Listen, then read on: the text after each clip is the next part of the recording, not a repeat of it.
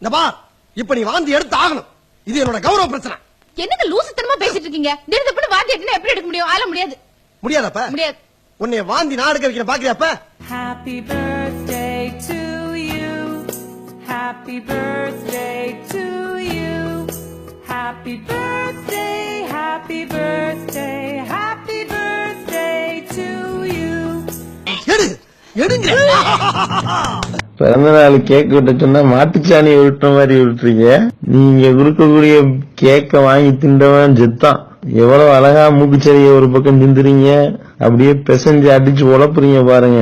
உண்மையிலே இது ஒரு தனி சாதனை தான் போங்க. சாப்பிட்ட 60 பேருக்கு வாந்தி மயக்கம் ஏற்பட்டு மருத்துவமனையில் அனுமதிக்கப்பட்டுள்ளனர். விழாவில் சாப்பிட்டவர்கள் அனைவருக்கும் இரவு 12 மணி அளவில் வாந்தி மயக்கம் ஏற்பட்டது.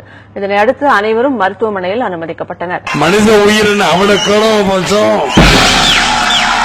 ஜாக்கிரதை, அவளை கிளம்ப பட்சம் வேண்டாம். மனுஷ உயிரோட விளையாடாதீங்க. அப்புறம் நான் சொல்ல மாட்டேன். பிறந்த நாளுக்கு கேக் வெட்டி தான் கேள்விப்பட்டிருக்கோம். கேக்க உழப்பி இப்பதான் தடவையா நேரில் பாக்கிறோம். இதுல உங்களை டாக்டர்னு வேணும்னு சொன்னாங்களே, டாக்டர்னு கேக்கு வெட்டுறதுக்கே துப்பு இல்லையா? நீங்க கத்தி பிடிச்சு எங்கிட்ட ஆபரேஷன் பண்ண போறீங்க? போட்ட நான் ஒரு டாக்டர், பர்டிகுலர்லா ஸ்கேன் டாக்டர். போட்ட நான் ஒரு டாக்டர், பர்டிகுலர்லா ஸ்கேன் டாக்டர். வேண்டாம், மனுஷ உயிரோட விளையாடாதீங்க.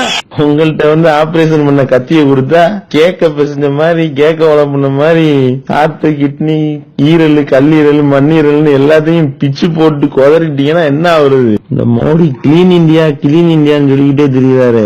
மூக்குச்செல்லி அள்ளி கேக்கல தடவி கொடுக்கறதா கிளீன் இந்தியாவோ? மோடி இப்படி வந்தாருன்னா மோடிக்கு மூக்குச்செல்லியை சிந்தி கேக்க கொடுப்பீங்களா? சொல்லுங்க பாப்போம். ஒரு சாதாரணமான ஒரு கேக்க வெட்டவே துப்பு இல்ல. இவங்கள்ட்ட தமிழ்நாட்டை ஒப்படைச்சா கிழிச்சிருவாங்களாம். விளங்கி போச்சு தமிழ்நாடு.